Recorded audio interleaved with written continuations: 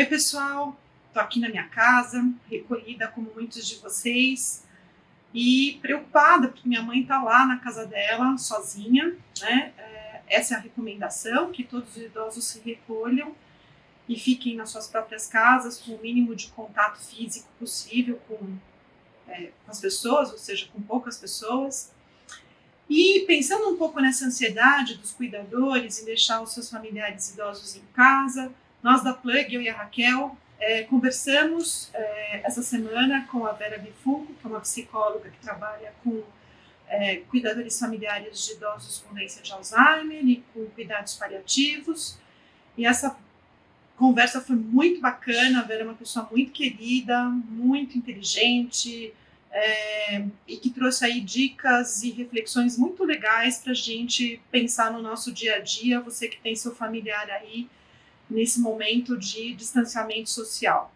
Super importante a gente criar essa rede de suporte, nem que seja virtual, por telefone, por WhatsApp, para que a gente os deixe sim em casa protegidos, mas que a gente não se esqueça de dar todo o carinho e a atenção que eles merecem, tá bom? Selecionamos alguns trechinhos dessa entrevista, espero que vocês gostem e que sirva para vocês aí nesse momento tão tenso, né, da nossa vida, nesse dia a dia agora.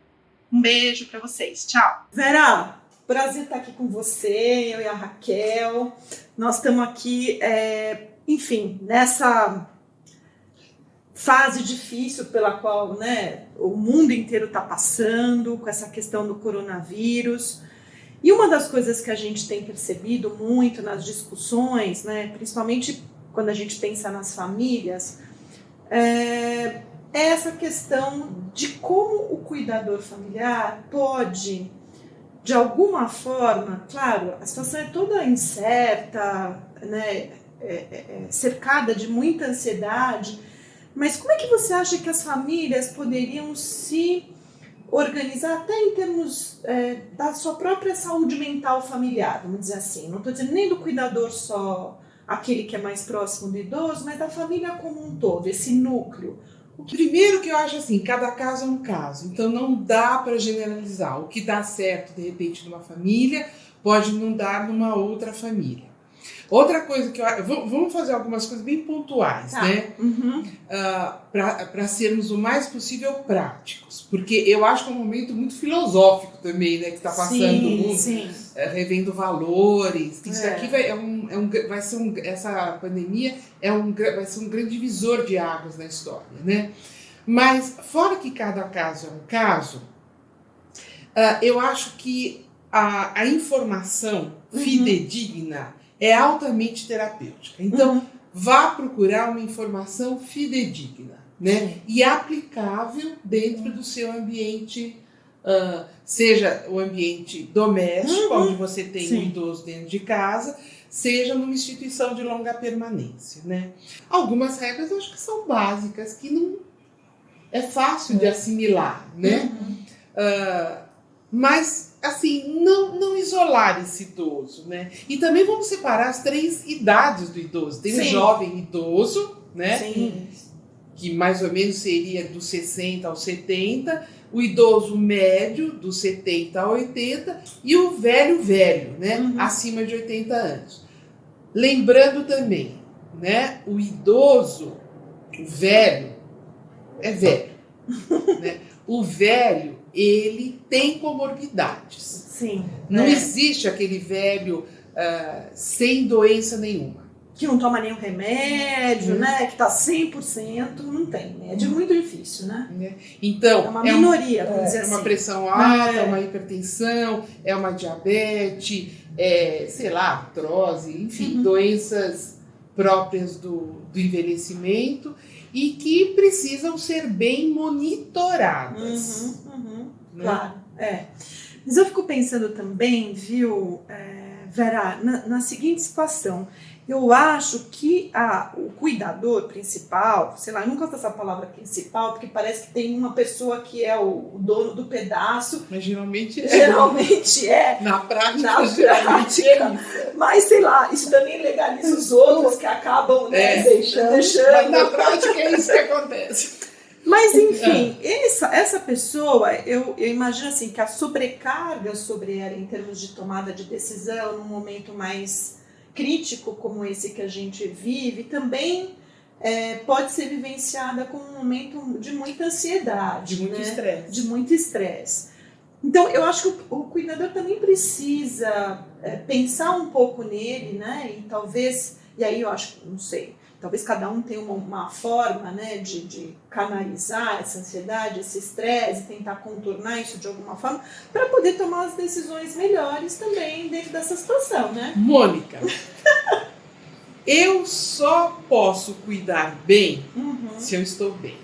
Isso é ponto pacífico. Eu só repasso qualidade de cuidado se eu tenho o cuidado. Então, a pergunta é como eu estou me cuidando. Sim, se eu estou me cuidando bem, se eu tenho as minhas noções, as minhas regras de cuidado bem estabelecidas, possivelmente eu também vou repassar essas regras para quem eu estou cuidando. Né?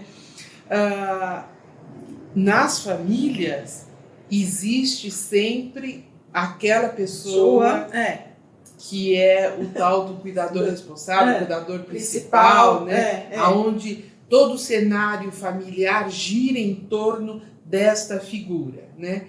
E vai caber a ele tomar algumas... Mas assim, por favor, sem pânico. O que acontece com o pânico? As pessoas não raciocinam bem, né, frente ao pânico. Né? Parece que o cognitivo fica um pouco abalado, não há um raciocínio contínuo, claro, né? Mas é uma situação difícil agora, porque os nossos cuidadores, que são predominantemente mulheres, também são mais velhas, e elas também são pessoas de riscos também. Então, ela, não sei se projeta no idoso e sobrecarrega um cuidado excessivo, um medo da morte, aquilo também está próximo dela. Como é que é estar bem com ela? Nossa, dá um outro programa só com esse tema, né? Mas eu diria o seguinte, uma pandemia dessa levanta a célebre questão, né? Estamos preparados para morrer? Bom, então é o que eu, assim, quem me conhece, eu sempre pergunto assim, se eu falar, a Vera está preparada para morrer? Sim, a Vera está preparada para morrer, até porque nesses anos todos de estudo, de conhecimento, se eu não tivesse, né, como é que eu vou vender meu peixe se eu mesma não assumir? A Vera quer morrer? Não, a Vera não quer morrer. Existe uma diferença entre estar preparado e querer. Logicamente, ninguém quer morrer. Mesmo aquela pessoa que está numa situação muito limite, se você lhe oferece uma alternativa, ela se agarra àquela alternativa, tá bom. Estou morrendo de dor. Se eu tirar a tua dor, quero morrer porque essa dor eu não aguento mais. Ok, se eu tirar essa dor, você quer morrer? Não. Agora, se me tirar a dor, não quero mais morrer. Né? Então, a verdade é essa. Então, quando nós temos episódios como esse, né, que abalam o mundo inteiro e que nos colocam na situação de fragilidade, quer dizer, você pode morrer disso. Você já pensou?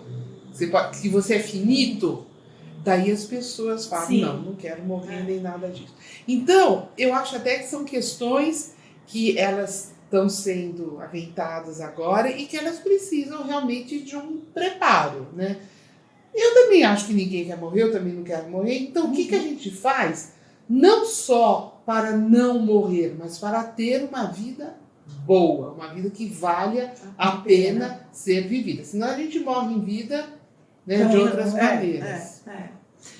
Então, você acha que essa discussão talvez seja saudável também entre esse cuidador e esse idoso, um pouco, chamar atenção um pouco para isso, porque assim, isso está sendo ventilado na televisão, né? A pessoa liga a televisão lá, ligou no jornal, tem aquilo lá, olha, 15% dos idosos morrem. E está então, aumentando, né? Essa a cada coisa, dia. Essa coisa da morte, né, que pode chegar em você, nele, é uma coisa que está agora né, sendo discutida assim, abertamente. Que bom. Né? Por um Que lado bom. é muito bom. Bom, mas as pessoas não estão preparadas por para outro, conversar. eu fico a respeito pensando disso. nisso, né? Será que as pessoas de fato... Olha, Isso não cria um pouco mais de ansiedade também? Existe aí uma coisa meio sim, não. escondida, né? É um Assim, assunto que é. não é um assunto falado É. de uma maneira assim tão confortável.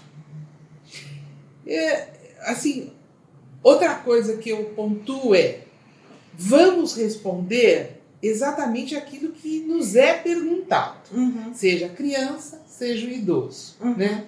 Então, não ir nem aquém e nem além. Sim. E daí, essa conversa ela vai acontecer gradualmente. Sim. Né? Porque Então, também não adianta antecipar algo que nem se sabe também, né? Assim. não dá. Uma coisa muito interessante as pessoas elas acham que têm o controle, né? Perante a vida. Então eu tenho o controle, eu amealhei tanto a vida inteira, então agora eu tenho um montante que eu posso ter uma velhice mais calma. De repente, né?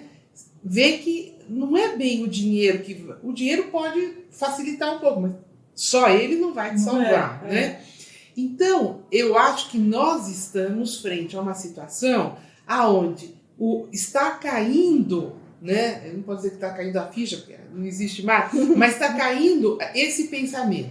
Nós não temos controle nenhum perante a vida, o futuro. O que nós temos é responsabilidade. Sim. Então, se eu vou atravessar uma rua, eu olho de um lado, eu olho de outro. Essa é a minha cota parte de responsabilidade. Mas eu posso atravessar uma rua vazia, vir uma moto, de repente, e me matar, mas eu fiz a minha parte. Então, aquilo que a gente tem que continuar a ter é a responsabilidade.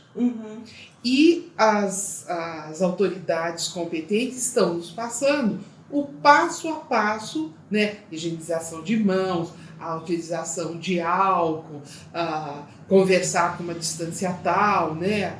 Os comprimentos, enfim, todas essas coisas que são cautelas. Sim. É a nossa parte de responsabilidade, né?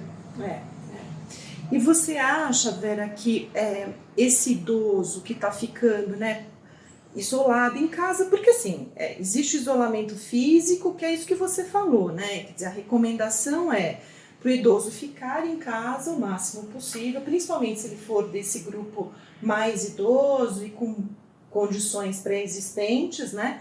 Que ele se recolha nesse momento, que ele fique em casa e que as visitas sejam menos frequentes e mais controladas com essas questões que você falou.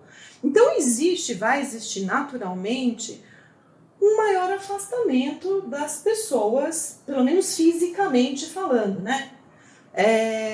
E aí você apontou um pouco isso, né? Existe talvez o risco, sim, de uma certa depressão reativa a toda a situação, né? De incerteza, de afastamento da família, das pessoas conhecidas, aquele grupo que aquele idoso eventualmente frequentava não está acontecendo mais, quer dizer, ele vai ficar recolhido em casa, né? Agora, esse isolamento, ele pode ser contornado, né? Pode. Como é que você acha que a família pode lidar com isso, assim?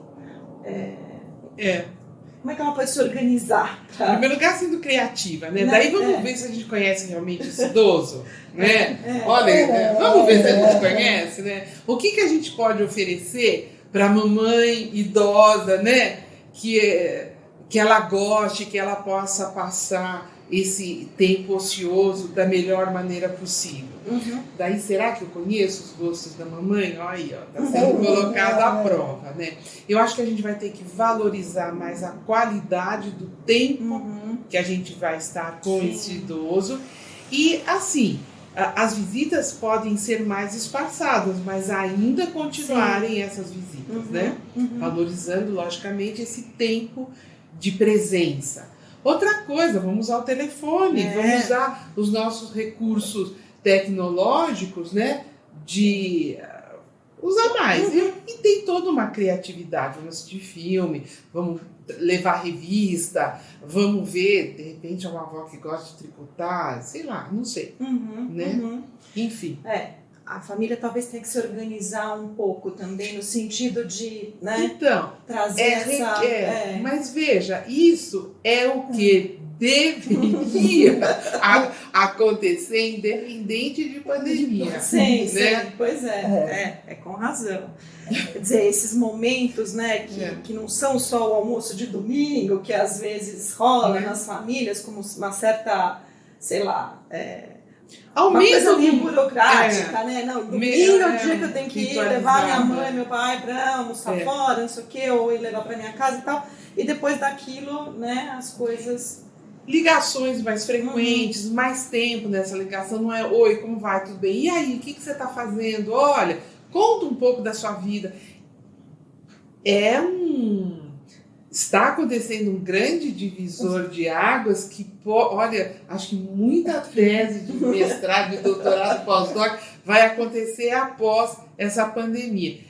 É uma fase de descobertas. De descoberta. Com certeza. Né? Vera, eu queria agradecer muito, essa conversa, porque eu acho que esse é um assunto muito importante, é o que você falou, a gente está no momento, né, agora dessa pandemia, mas com certeza são coisas que vão, né, permear a vida das famílias, as pessoas vão ter que refletir, né, afinal de contas, quando tem uma crise dessa proporção, a gente imagina que as pessoas tenham, né, uma reflexão sobre tudo que está acontecendo. E é isso, gente. Obrigada aí pela audiência de vocês. Muito obrigada. Nossa, vocês não imaginam a minha alegria.